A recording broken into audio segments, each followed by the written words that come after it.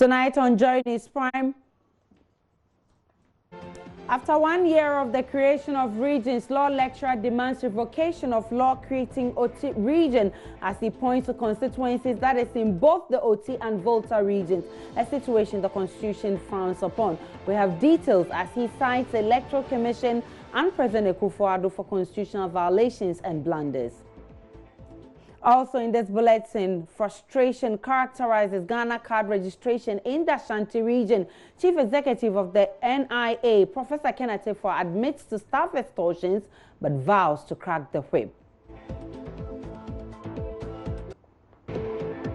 And Northern Regional Security Council puts a temporary ban on activities relating to the enskinment of chiefs in the Nanton traditional area.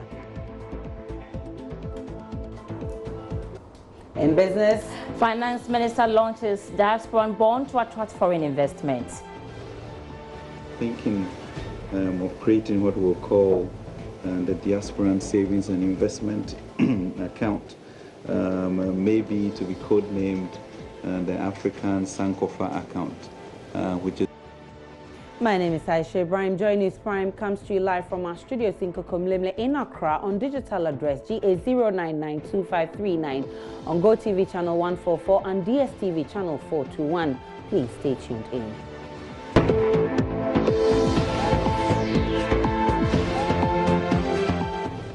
Many thanks for choosing us. We begin with lecturer at the University of Ghana School of Law, Dr. Abdul Basit Bamba, who is demanding the revocation of the law creating the OT region. He cited the Electoral Commission and President Akufo-Addo for constitutional violations and blunders in the creation, saying a constituency can now be found in 2 regions. The OT region was carved out of the existing Volta region in 2018 after a referendum in the area had received massive endorsement.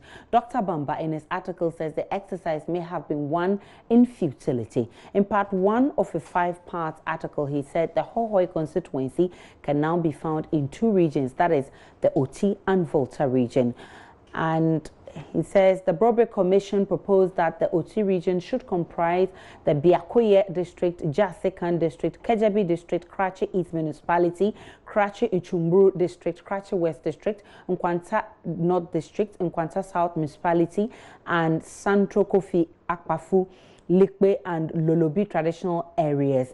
He continued, there was, however, an apparent legal or constitutional constraint to the creation of the OT region by virtue of the representation of the people Parliamentary Constituencies Instrument 2012 CI78.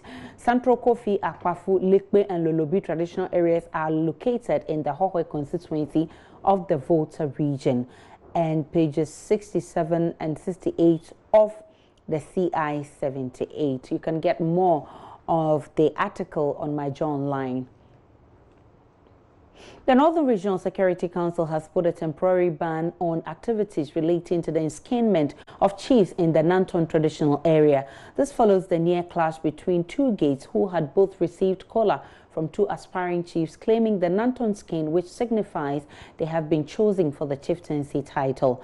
JoyNews' sources say the matter is becoming a security issue that should be curtailed before it escalates any further. Some youth earlier today barricaded the roads leading to the community burning ties. According to a youth chief, Boglana Yikbilna, who spoke to JoyNews, the kingmakers had received kola nut from the Nanton Wulana and the Yiklena family. They have allegedly also received kola prizes from the Nantona Mohammed Bawa, who was recently enskinned the chief of Nanton. The youth chief warned of the situation creating more confusion in the area as it means they will have 2 people ruling. He called for peace among the factions, yet vowed that his people will protect themselves.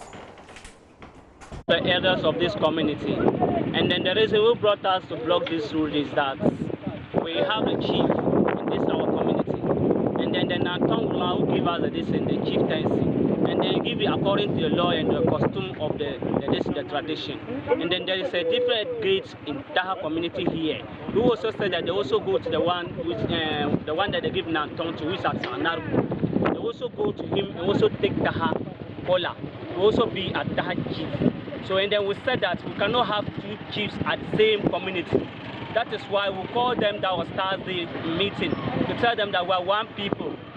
There is no need for us to fight. Let's solve this issue. And after the meeting, they said they will not understand. And then the priest of this land, he sent elders and made the chief of the one that they give Nanton to the one who is Adnar, to tell him that what he's going to do is going to cause confusion in this community. And then he said he will not listen to what he said. And then we also said, we are here. We can't wait for you to cause problems for us.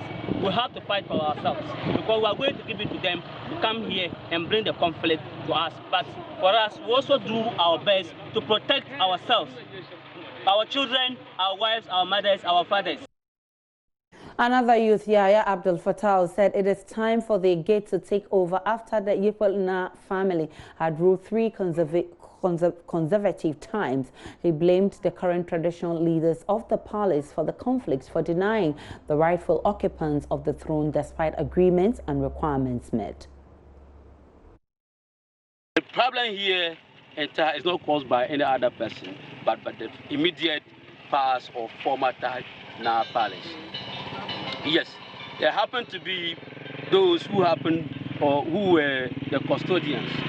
I mean, who occupied the stool for the Nafsu of Ta, and unfortunately, because we can say it's unfortunately, every living soul will definitely perish one day. Their elder brother, in the person of Tahna Bukar, passed on. That was early this year or last year. Yes, and the funeral was performed. We all moved to Nanton to get a new chief for that community. When we went to Nanton, by then it was the regent of Nanton. He's the current Yavona. He was occupying the Nanton Namship. We went to him. Questions were asked. Indeed, the good people of Ta and Council of Elders of Nanton Nas Palace, they all gave their solid and accurate information to the former regent of Nanton.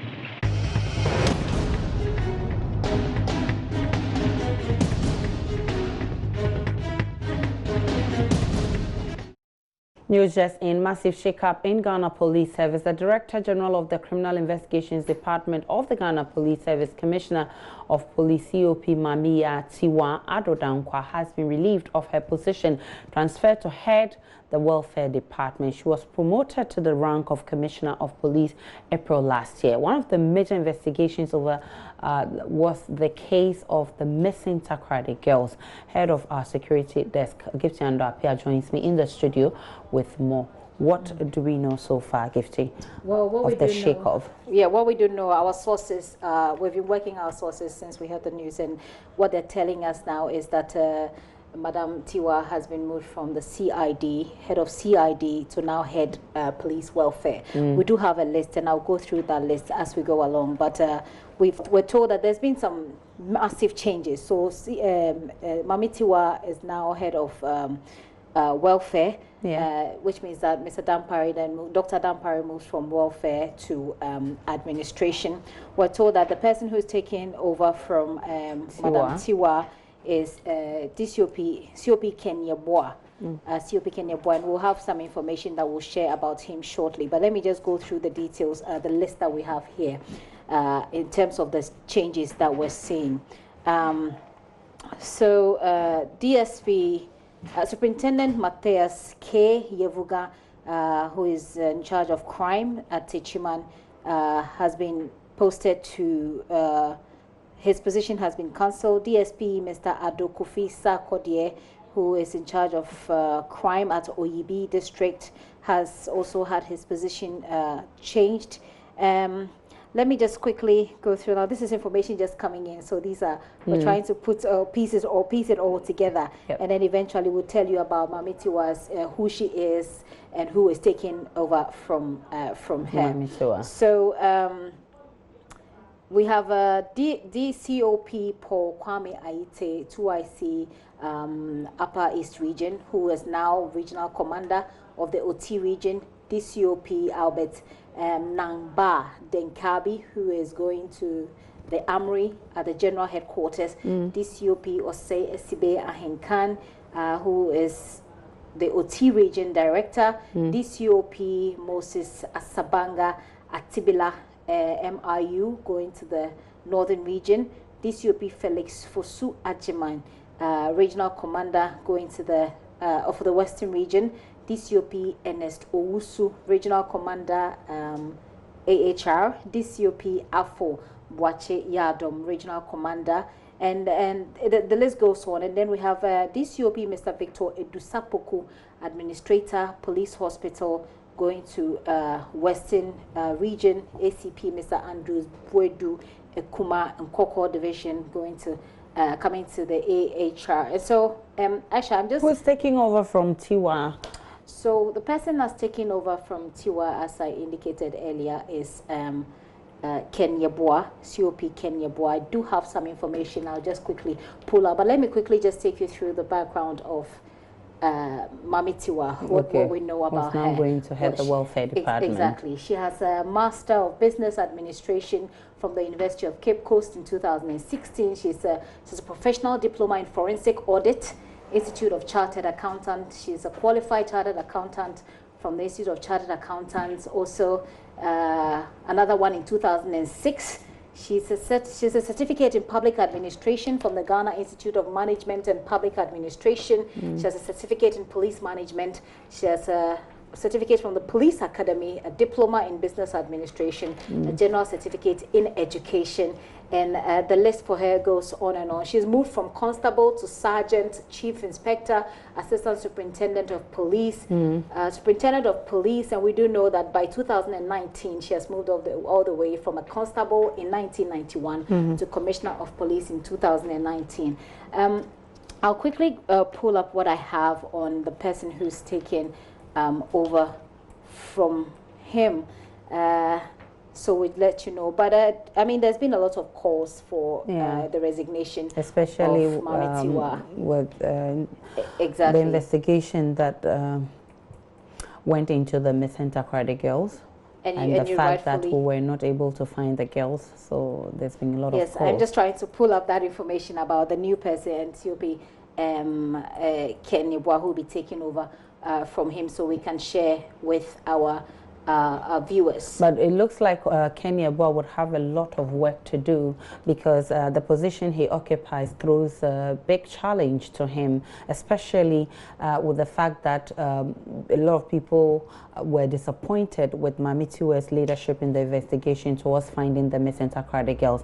Now that he's taking wearing that shoe, that means a lot has to be done to actually redeem the image of the police service, especially the investigative department where Mami Tiwa was heading. So I bet it's not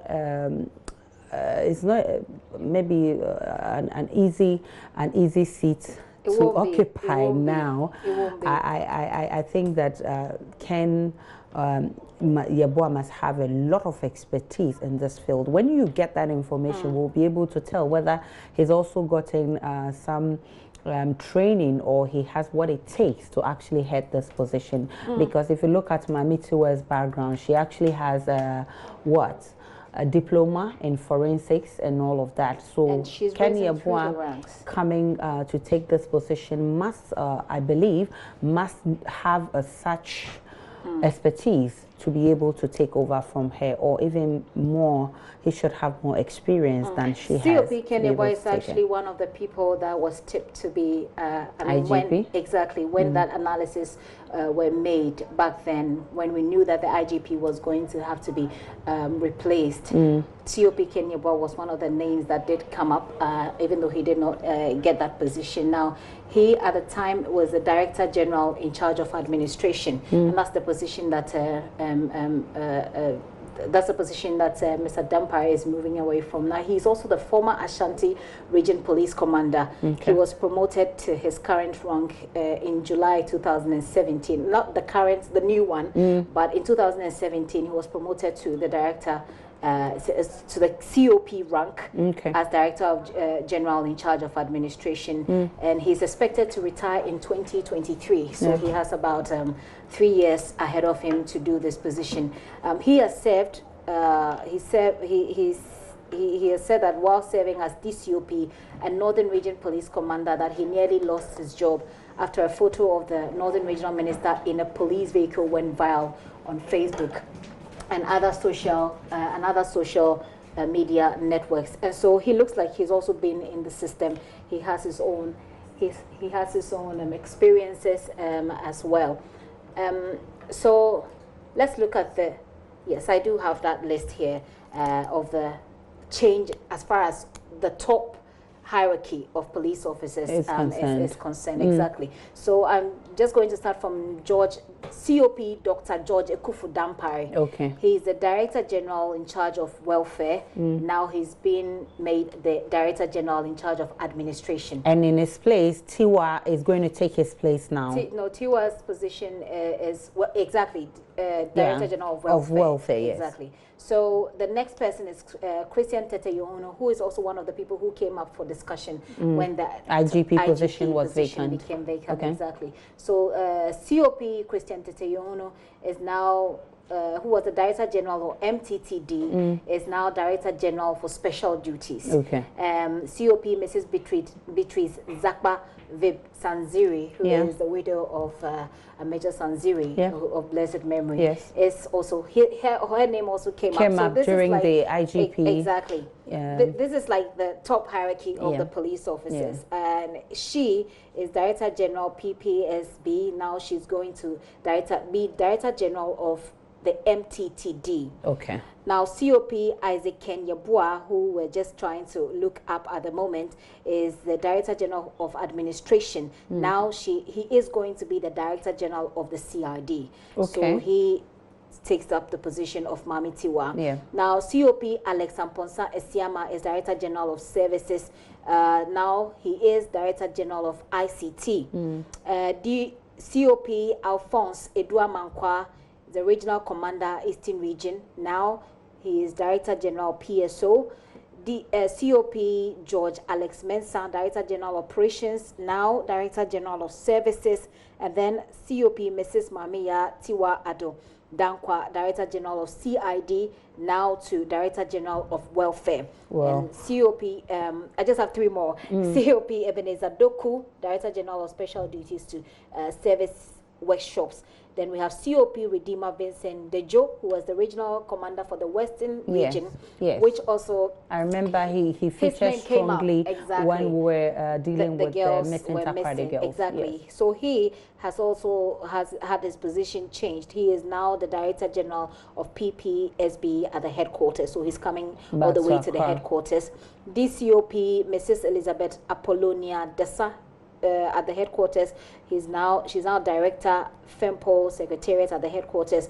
DCOP Mr. Kweku Boedu Pipra, Regional Commander Ashanti Region, also goes to the is now Director General of Operations. Now this is just information coming in, and there are pieces, so that we we'll need to try put together. put them together.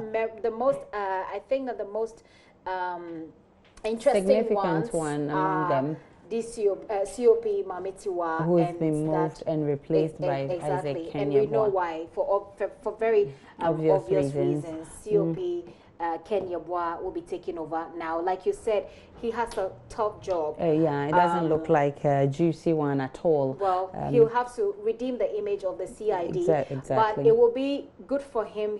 What he has working for him will be the fact that a lot of people had called for the head of COP Mamitiwa. And so if she's going, it gives you a chance, and you have the public goodwill as well, because people thought that she should go. And that's why that also comes with higher expectations. All the best to Isaac Kenyabua, who's taking over for Tiwa. And Tiwa, all the best to the new position she's had. We'll try and put all the bits of information together for you in our subsequent bulletin. This is still Joy News Prime. Still ahead in the bulletin, frustration characterizes Ghana card registration in the Ashanti region. Chief Executive of the National Identification Authority, Professor Kenneth Tifwa, admits to staff extortions but vows to crack the whip.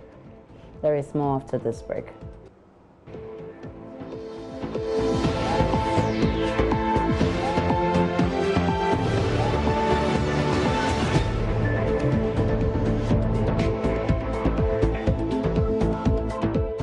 Welcome back to Joy News Prime, and the much anticipated 2020 edition of the Joy FM 90s Jam will start in a matter of minutes. Let's cross over to the venue where my colleague Efwa Evans Chenyere is standing by. Hi, Efwa.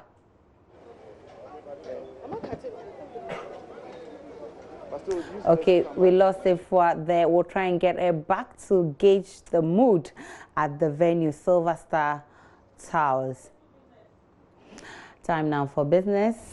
And are you prepared for the 90s Jam? Oh my goodness. It's all over my face. I'll see you there. But meanwhile, let's do business. Good evening. I am Sandra Esenamakono. As always, I'm here for business. The Finance Ministry has launched investment products specifically targeted at Africans in the diaspora. The African Sankofa account will operate like an investment and savings product which will be jointly managed by the Bank of Ghana and the Ministry of Finance. Finance Minister Ken Ofori-Atta tells Joy Business they're optimistic of using the product to attract more capital into the country. We are thinking of creating what we'll call the Diasporan Savings and Investment account, maybe to be codenamed the African Sankofa account, which is bringing people back for Ghanaians.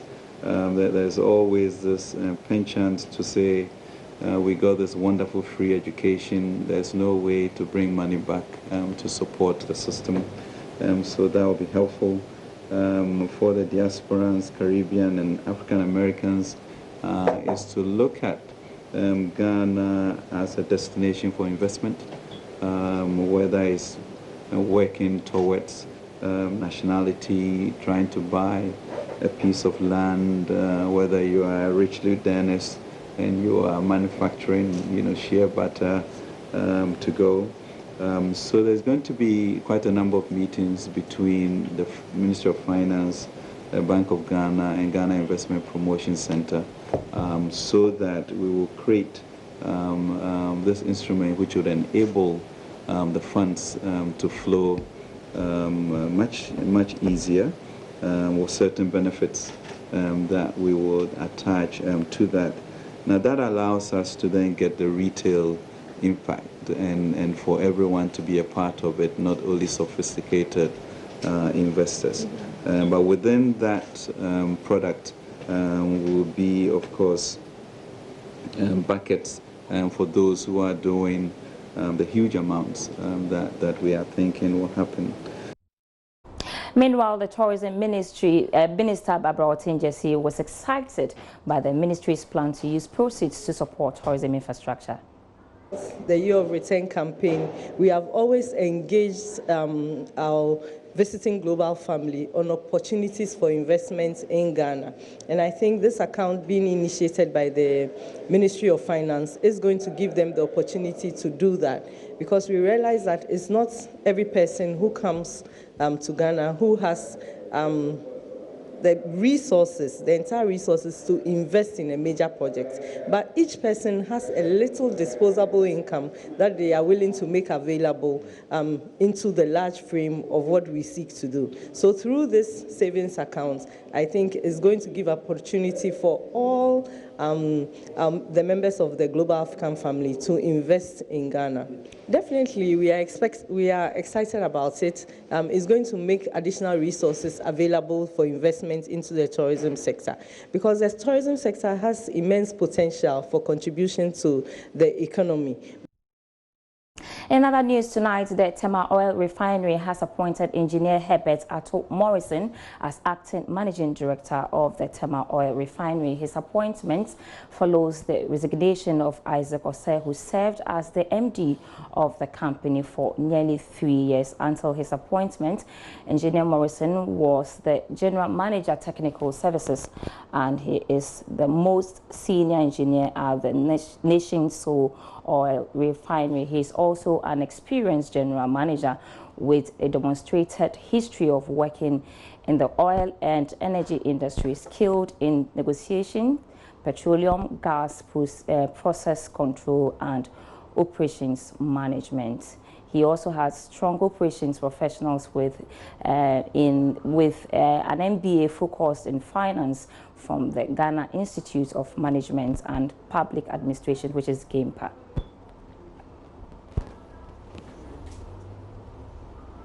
Now, hours after the killing of Iran's top general by the U.S., crude oil prices have gone up by almost 3%. Iran has vowed to launch harsh retaliation on the U.S. So how is this likely to impact oil exporting countries like Ghana? Duncan Amwa is the Executive Secretary of the Chamber of Petroleum Consumers Ghana, COPEC, and he's been speaking to Emmanuel Abuaji-Weafe earlier on at 5 o'clock when we had Business Live. Expected that as a price taker country, a lot of what happens in the Middle East, the Gulf Cooperation countries, would have a certain direct impact on us, so far as Ghana continues to remain what you would call a price taker country. What we do basically is to take oil from across the globe, and so whatever impact exists as far as pricing or international market price situations are concerned, expect it to have a certain impact. It was sad to hear out of this morning that there's been a certain attack on the Iraqi second in command. That clearly is an attack that, if you ask, is quite needless. You expect a certain retaliation from Iran. And mind you, the world's oil, almost 50 to 60% of the world's oil production passes through the Straits of Hormuz, which is under the control largely of Iran. So let's see the real impact of on crude oil prices in commodity news, which is up next.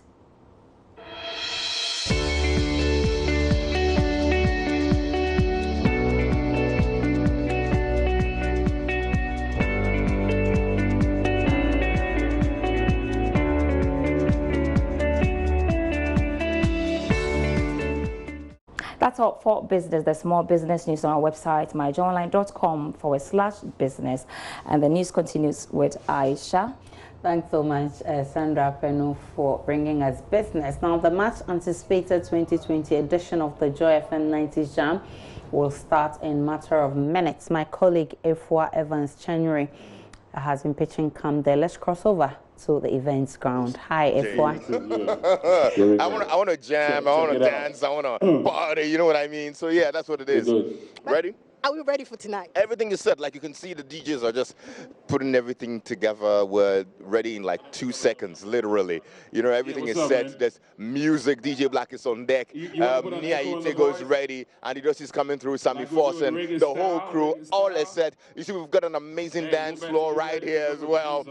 Big enough for people to actually shake it. You know what I mean? So all night long, we've got an amazing area, holding area on the other side as well, where people can have drinks, grills, and whatnot, interact with people, meet the old folks and whatnot. So we're ready for a good night or party, and I'm sure you're ready too, eh? Sure, I am. But do we have any surprise act, any musicians passing through? Listen, so this is the golden era. This is the 90s era. So we actually put together a few surprises. Some of the dawns of the 90s that we used to jam to back in the day, they're repping tonight. Oh, wow. Yeah. Yeah, thank you very much. So we just talked to one of the DJs of the program. Ladies so this is what's going to happen tonight. Are you ready? You can feel the vibe behind me, right? So Aisha, so this is what we're expecting tonight. You ready? So much fun.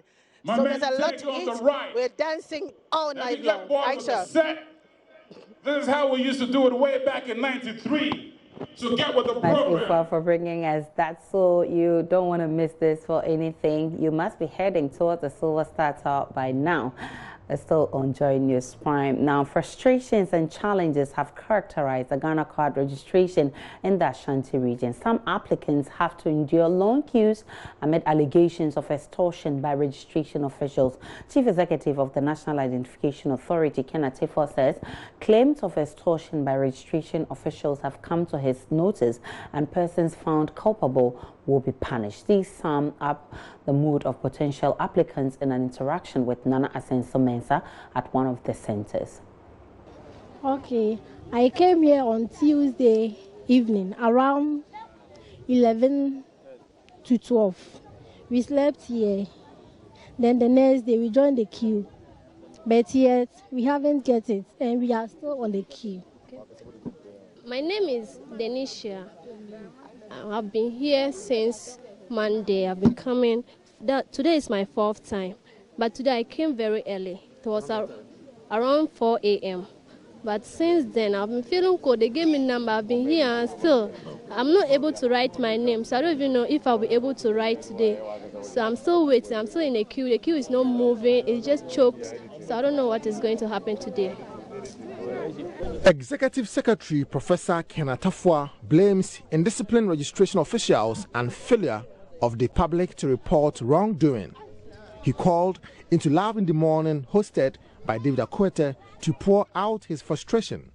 The system itself is not slow, but the processes by which we Ghanaians are conducting ourselves, Ghanaians beginning with some of my staff, who, as I hear, are engaging in rent-seeking behavior, creating artificial shortages, demanding bribes, exploiting people's desire to get the card, painful experiences of putting Ghanaians through needless hardship. So people are going to queue, some, I understand, overnight, like from 10 p.m. until the next morning.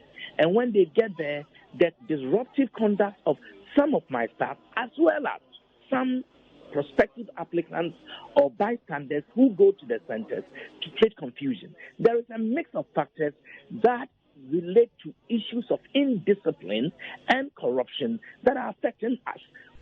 Professor Atafua cannot understand the registration challenges in view of the level of personnel and equipment deployed for the exercise in the region. The saddest part is also that to date, I have in Ashanti region, and we've gone through the complaints coming from Ashanti region are huge. Yes, this is the most populous region, and you know something, in Ashanti region, we have put about 5,400 machines. By the time we were getting to Ashanti, by a mix of coincidence and other factors, Ashanti region, we were ready to inject over 5,000 machines. We have so many people properly trained to do the work to make the experience much better, much smoother than in any other region. All the other regions, we had about 1050 machines, just 1,050 machines. In Ashanti region, over 5,000. We have opened 833 centers. In all the other regions, we couldn't open a maximum of 350 centers. So this should be a much better, smoother experience. Amid the frustrations, Professor Atafua is encouraging people to report misconduct of unpatriotic registration officials to security agencies or NIA office for immediate attention. If I didn't get, I won't do it again. That's all. I can't waste my time like that. Actually, I don't know. I'll be going back to school very soon, so I don't know. But if I'm able to write my name today, I'll come back tomorrow morning to see if I could do it. Meanwhile, the NIA has extended the registration period by 1 week to make up for the lost days during the Christmas holidays. For JoyNews, Nana Asensumensa, Kumasi. When returned from this break, former Black Stars coach lack of leadership cost him his job. Football administrator Nyaho Tamaklo welcomed GFA decision to dissolve technical staff of all national teams. Welcome back to JoyNews Prime. Now, former Black Stars coach's tenure at the helm of affairs has come under the spotlight in the last few hours after the Ghana Football Association dissolved the technical staff of all the national teams. Critics and pundits believe the former coach's lack of leadership and indecisiveness cost him his job. We'll hear from some of them shortly, but first, we'll put the microphones to some soccer lovers to share their views about his tenure as coach. It is a good decision because Pierre should have done better. Yeah, we gave him so many chances, and I think he should have done better than what he did. It's a good decision because the reason why Pierre was brought to the Black Stars team, I think, has not been achieved. We went to the AFCON and we couldn't perform.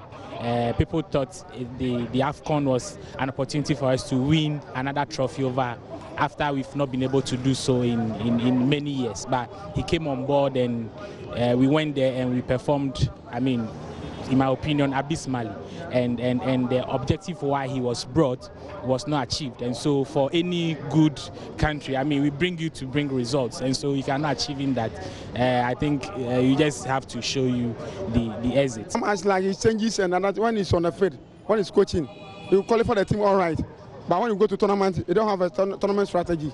I think it's a good decision. Because Kwesi Appiah, he has been selfish with the players, selection of the players. I think some of them, the time that you have to let them come to bench, he will still allow them to play. Some like Asamoah Gyan, I think it wasn't fair with Asamoah Gyan, with the captainship and all these things. I think it wasn't fair with Asamoah Gyan and other players. So I think it's a good decision. And he hasn't tried, because we brought him in so that we can win the cup. But at the end of it, we didn't see anything. The story is not too different with pundits and critics of the game. Football administrator Dr. Nyahonya Otamaklo believes Kwesi Appiah's lack of command of the dressing room may have been his Achilles heel. He has also been cautioning the GFA against looking outside the country's borders for replacements for the 59-year-old. Kwesi Appiah, the problem with him that I noticed earlier on is that he might probably have all the experience and technical know-how, but he hasn't got that leadership skill. See, he's a leader, and the leader must be seen to be a leader. He hasn't got the charisma, he can't command. And if you're a leader, you can't command. You must as well lead the state. You follow me? Yeah. So we see day in and day out whenever the boys are having, tournaments, but that sort of command positions cannot be seen at all. But even recently, we saw what's the name of these boys, this other coach, assisting him, and you see the command position of that other CPA boy is more profound. And that question was just there, and I think that this is number one problem. So if you are not born a leader, you can never lead, no matter what you do. Right. That is the biggest problem he had and he still has. Well, it's been there for more than 4 years. And if he has those leadership qualities, we should have seen it by now. Right. Well, I have seen, quite a number of coaches, but they all have their different approach. That Kwesi's one is a bit of a worry to me. That's the other thing I'll say. I don't have anyone in mind, but I think I would like to caution the FA if they are thinking about picking another coach. Now, I have seen somewhere on the net that they are thinking of technical assistance from FIFA. They should stop it. They should put a stop to it immediately. Well, that will not help. That will not help at all. Now, I say that because once again, it brings my mind back to how African leaders run their government. The same scenario. You have a problem when African leaders have economic problems with their various governments, and what they do eventually is to resort to this so-called IMF to solve their problem. The IMF can never solve this problem.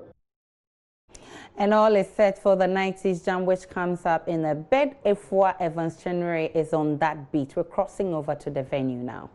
Your chilled drinks, whatever you want. So we can check out the drinks here. Casapreco is well represented here. So this is what is happening. Now there's been a change. The dance floor has been moved to the other side, and this area where I am now is where people will sit and relax. So there's some mini hats you can see. There's some seats that you can sit and chit-chat, relax, and listen to your favorite 90s songs. So that's the change that we have done for this year's 90s Jam. So this is what's happening. You can see the chairs around here. So this is like the VIP area where you can sit. If you don't want to dance, or if you're tired of dancing, this is where you can come, relax, and sit. So you can see water on my right-hand side, people sitting and chatting here. The ladies here will serve you your water. So we're moving to the side where there's a lot of food. The grills, there's kebab. Okay, on this other side too, Aisha, you can see much more drinks. These ladies, beautiful ladies here, are ready to serve you. You can pass through when you walk in here. And over here, yeah, So that's what's happening. These are the grills. There's chicken, there's pork, whatever you want, you can grab it here. Yes, gentlemen, how are you feeling? Yeah, I'm good. You're good? Okay. So what do you expect tonight? I expect people to expect people to buy all your grilled chicken. Yeah, to buy all my grill, all my chickens and pork. Yeah. Right. Nice one. Nice one. So Aisha, you heard him. He is ready. He wants people to buy his grilled chicken. There's also pork here. There's kebab. There's kebab. There are sausages, and a lot more. There's a lot more that you can get to eat and drink when you come around here tonight for the 90s Jam. More grills, more chicken, more pork. So we're headed to the stage where the DJs are, and it's happening live here. Aisha, so you can hear the background, the music.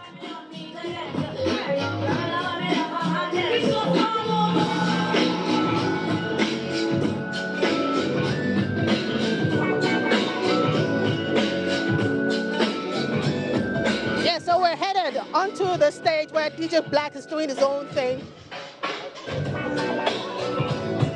So Aisha, this is what we're expecting tonight. A lot of fun.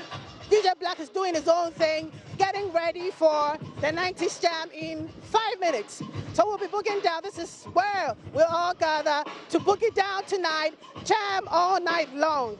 Aisha.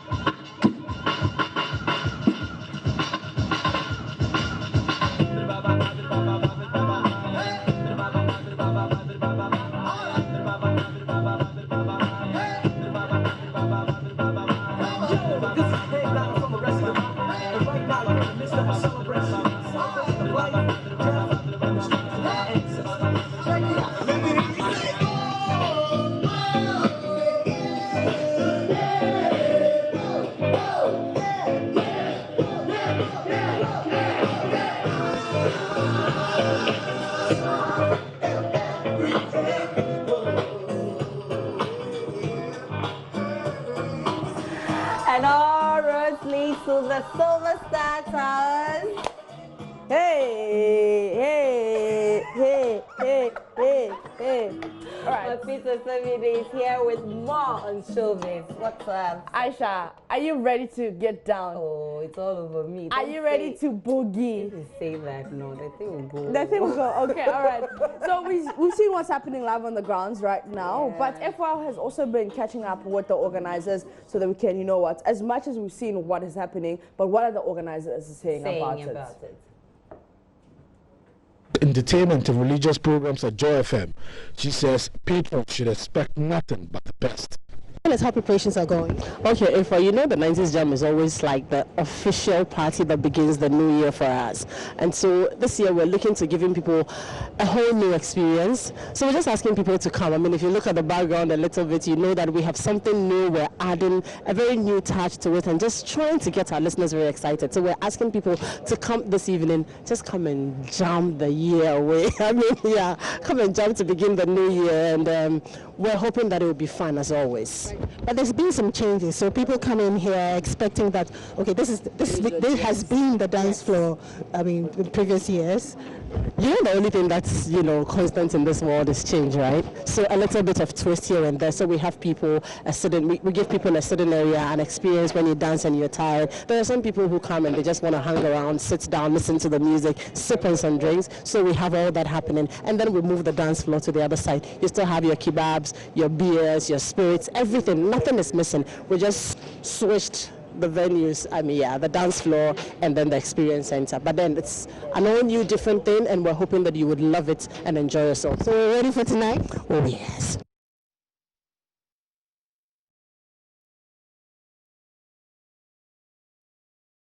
Definitely, the 90s Jam promises to be nothing but the best. Yeah. I think this is how we can start the year 2020 for you. And we know we're going to have a lot of fun. After here, I'm heading towards it. So please meet me there. Let's hang out. Let's chill, chit-chat, and do whatever we want to do. And dance to the good old music. Aisha, I can see you're ready. You're ready to fire everyone. Hey, all right. So if you please come to the 90s Jam so you can see Aisha get down on the dance floor. Of course, my P20 video will be there to come and see how the twerk, how we're going to be twerking and grinding down there. And thanks so much for bringing us Thank you to Aisha. And that's how we end the bulletin tonight. My name is Aisha Ibrahim. On behalf of the rest of the team, have a great one.